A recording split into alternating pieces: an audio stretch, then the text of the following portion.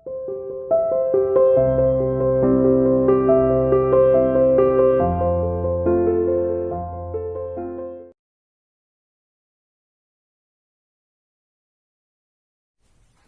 dear student, welcome to C International School online classes.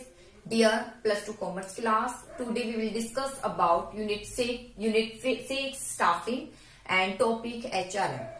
बेटा staffing हम discuss कर चुके हैं। स्टाफिंग क्या है? जिसमें मोर कैपेबल पर्सन को ही अपॉइंट किया जाता है पोस्ट पर उसके इंटरेस्ट के अकॉर्डिंग। अगर व्यक्ति तो अपॉइंट कर दो लेकिन उसका इंटरेस्ट नहीं है तो भी वो कार्य को अच्छे तरीके से नहीं कर पाएगा। इसलिए ध्यान रखा जाता है जब व्यक्ति को लगाया जाता है तो उसमें कैपेबिलिटी तो हो प्लस इंटरेस्ट भी होना जरूरी है। तो उसके लिए कुछ टास्क भी कंडक्ट किए जाते हैं, वो हम आगे डिस्कस करेंगे। और जो स्टाफिंग फंक्शन है ये मैनेजमेंट का एक फंक्शन है और ये अलग ही इसकी पहचान है। इससे सेपरेट मैनेजरियल फंक्शन भी कहा जाता है क्योंकि इसका एक अलग अस्तित्व है।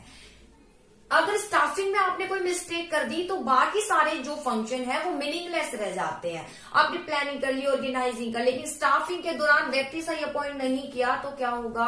कुछ समय कार्य करेगा, हटाना पड़ेगा और आपके संस्था के ऑब्जेक्टिव प्राप्त नहीं हो पाएंगे। इसलिए स्टाफिंग फंक्शन एक महत्वपूर्ण फंक्शन माना जाता है और अलग ही इसकी पहचान है। सेपरेट मैनेजरियल फंक्शन माना जाता है। स्टाफिंग जो फंक्शन जो मैनेजमेंट है, मैनेजमेंट के फंक्शन का स्टाफिंग फंक्शन एक महत्वपूर्ण फंक्शन माना जाता है। इसलिए इसमें किसी प्रकार की कमी बाकी फंक्शन को मीनिंगलेस कर देती है। इसी के लिए HRM बनाया गया, यानी human resources management. Human resources का मैनेज किया जाए और इसके लिए HR डिपार्टमेंट बनाया जाता है। जो HR डिपार्टमेंट क्या करता है? व्यक्ति को अपॉइंट करने का कार्य करता है। क्योंकि देखिए व्यक्ति को लगाना, वो भी उसके इंटरेस्ट और कैपेबिलिटी को ध्यान में रखते हुए पूरे वेरिफिकेशन के बाद लगाना, बहुत से टास्क कंडक्ट करने के बाद लगाना कोई आसान टास्क नहीं है। ये बहुत ही महत्वपूर्ण एक्टिविटी है। ये कार्य करने में बहुत ही टाइम भी कंज्यूम होता है। इसके लिए बहुत से टास्क कंडक्ट किए जाते हैं, व्यक्तियों को पूरा परख कर फिर रखा जाता है।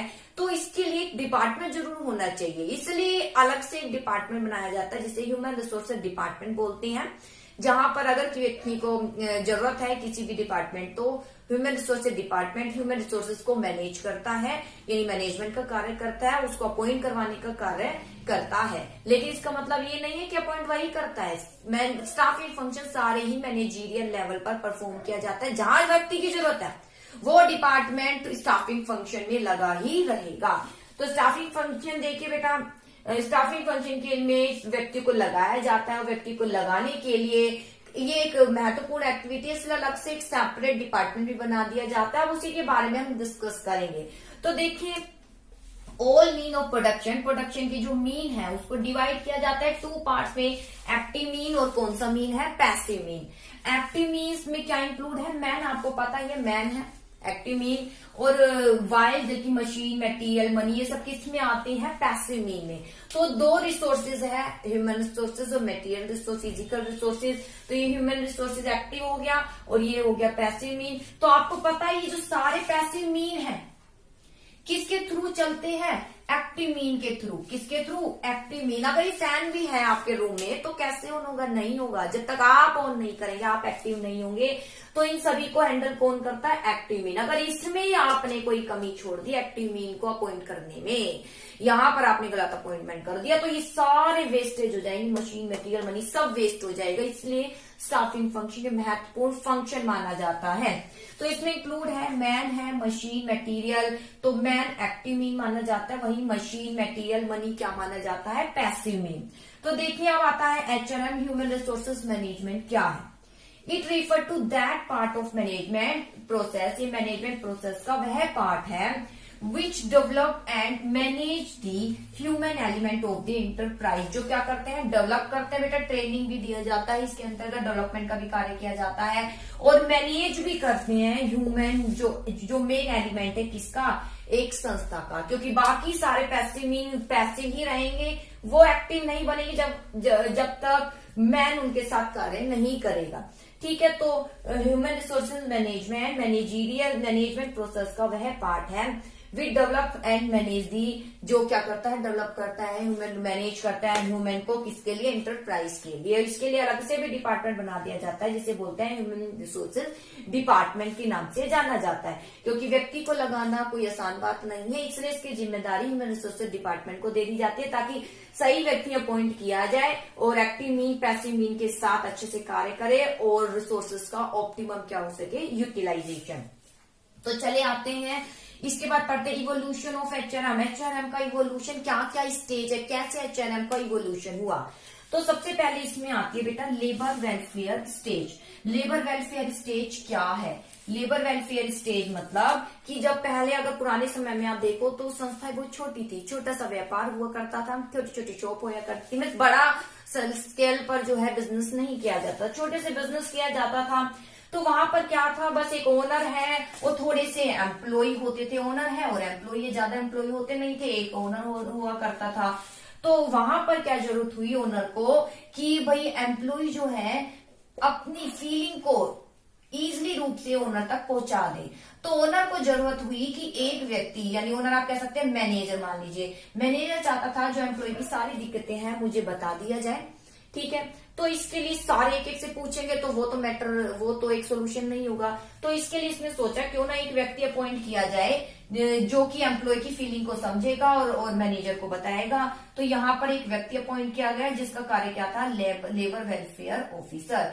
लेबर वेलफेयर ऑफिसर के नाम से ये जाना गया, यानी जो लेबर है, जो एम्प्लॉय है, उसके अटैच में रहता था, उनकी दिक्कतें क्या है, उनको कैसे उनको क्या दिक्कतें हैं, उनको क्या जरूरत है, उनको कैसे मोटिवेट किया जाए, सब इंफॉर्मेशन मैनेजर को देता, मैनेजर उन सबको वो प्रोवाइड करता था जिस प्रकार के रिसोर्सेज उन्हें चाहिए।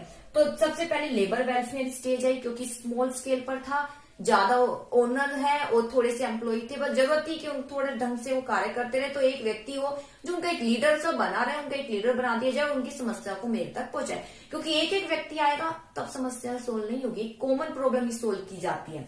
इसके बाद आता है पर्सनल मैनेजमेंट स्टेज।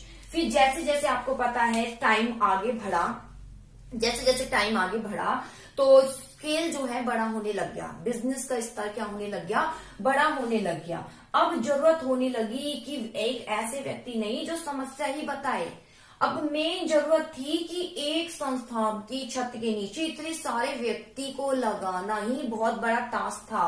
तो जरूरत होने लगी कि एक व्यक्ति लगाया जाए जो व्यक्तियों को क्या करेगा, अपॉइंट करने का कार्य करेगा, ठीक है, जिसका कार्य क्या होगा, व्यक्तियों को अपॉइंट करना है, लगाना है।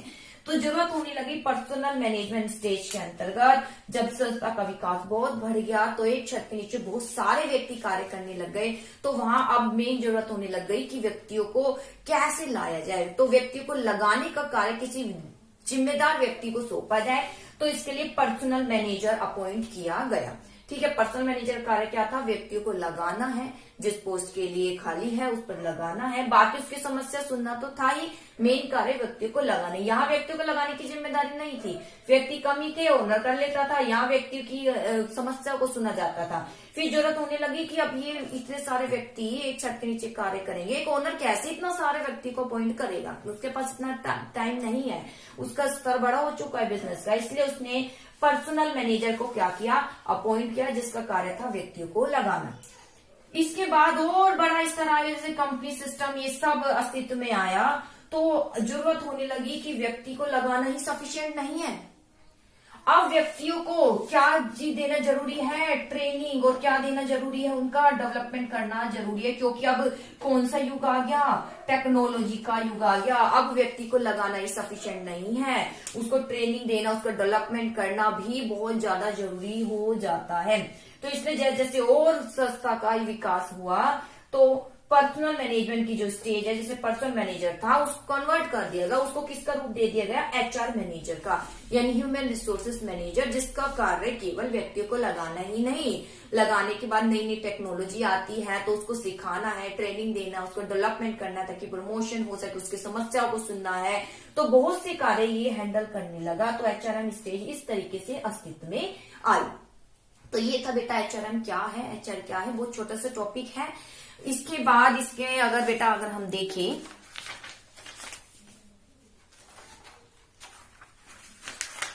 हाँ जी।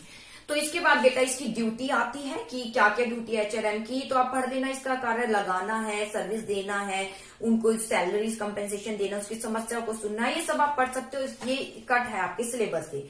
स्टाफिंग प्रोसेस में बता देती हूँ। स्टाफिंग प्रोसेस क्या है? First of all staffing process है estimating the man power recruitment. तो स्टाफिंग प्रोसेस के अंतर्गत क्या किया जाता है बेटा? एस्टिमेट किया जाता है। सबसे पहले एस्टिमेट स्टाफिंग प्रोसेस कब शुरू हो जाती है? जब एस्टिमेट किया जाता है, यानी व्यक्ति की जैसे ही जरूरत शुरू हो जाती है तो वहां से कौन सी प्रोसेस शुरू हो जाती है? स्टाफिंग। अगर व्यक्ति प्रोडक्शन डिपार्टमेंट में व्यक्ति की जरूरत है तो स्टाफिंग प्रोसेस शुरू हो जाएगी। एस्टिमेट किया जाएगा कितने व्यक्ति की जरूरत है। इसके बाद आता है रिक्रूटमेंट। रिक्रूटमेंट में क्या किया जाता है बेटा? जब एस्टिमेट कर लिया कि कितने व्यक्ति की जरूरत है, तो रिक्रूटमेंट मतलब व्यक्तियों को बुलाया जाता है, किसको इनवाइट किया जाता है, किसको कैपेबल पर्सन को इनवाइट किया जाता है रिक्रूटमेंट प्रोसेस के अंतर्गत। इसलिए पॉजिटिव प्रोसेस है।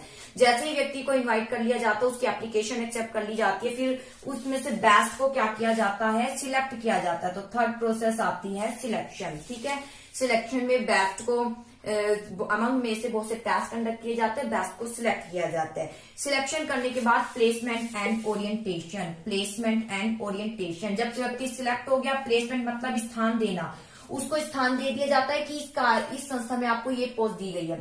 और ओरिएंटेशन यानी परिचित कराया जाता है कि संस्था में सुपीरियर है, सबॉर्डिनेट है, संस्था की पॉलिसी है, ये ऑब्जेक्टिव है, ये संस्था है, आने का टाइम ये है, जाने का ये है, संस्था में लीव अगर लेनी है तो ये सब कुछ बताया जाता है। ये है ओरिएंटेशन।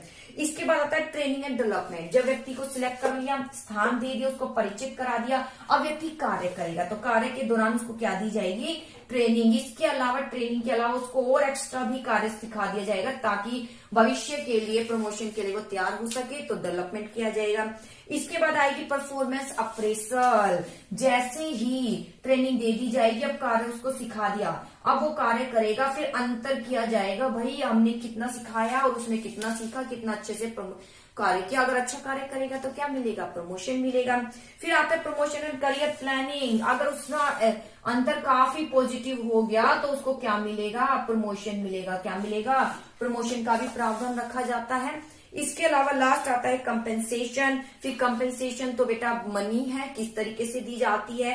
तो ये दो प्रकार से दिया जाता है, डायरेक्ट फाइनेंशियल पेमेंट और indirect payment. Direct financial payment जैसे वेजेस है, सैलरी है, कमीशन, ये दी जाती है। इसमें भी दो पार्ट्स में डिवाइड है। Time based payment, time based जैसे सैलरी, वेजेस तो वीकली मंथली दी जाती है। और परफॉर्मेंस, जितना अच्छा परफॉर्मेंस दोगे उसके आधार पर आपको पेमेंट दी जाएगी। इनडायरेक्ट पेमेंट जैसे कि भाई इंश्योरेंस बेटा आपको करा दिया, मेडिकल कुछ अच्छे ट्रीटमेंट दे दिया है, वेकेशन के लिए भेज दिया, तो ये सब प्रोसेस कहलाए जाते हैं। स्टाफिंग की प्रोसेस इंपॉर्टेंट है लेकिन बहुत इजी। सबसे पहले व्यक्ति का अनुमान लगाया जाता है किस डिपार्टमेंट में कितने व्यक्ति की जरूरत है, फिर व्यक्तियों को बुलाया जाता है, इनवाइट किया जाता है उस पोस्ट के लिए। सिलेक्शन में बैच को सिलेक्ट किया जाता है, जब सिलेक्ट हो जाता है तो लगा दिया जाता है पोस्ट पर और उसको संस्था के बारे में बता दिया जाता है। जैसे बता दिया जाता है व्यक्ति कार्य करेगा, उसको ट्रेनिंग दी जाएगी, डेवलपमेंट किया जाएगा। जैसे ट्रेनिंग डेवलपमेंट किया जाएगा फिर अप्रेजल किया जाएगा, उसने कितना कार्य किया। अप्रेजल करने के बाद व्यक्ति को प्रमोशन किया जाएगा। इसके अलावा कंपेंसेशन डायरेक्ट और इनडायरेक्ट दिया जाएगा। Direct wages is something wages के रूप में, सैलरी के रूप में दी जाएगी। इनडायरेक्ट जैसे आपको इंश्योरेंस करा दिया, मेडिकल फैसिलिटी या वैकेशन पर भेज दिया। तो बेटा इस टॉपिक को अच्छे से कर लेना। आई होप टॉपिक समझ आया होगा। ओके।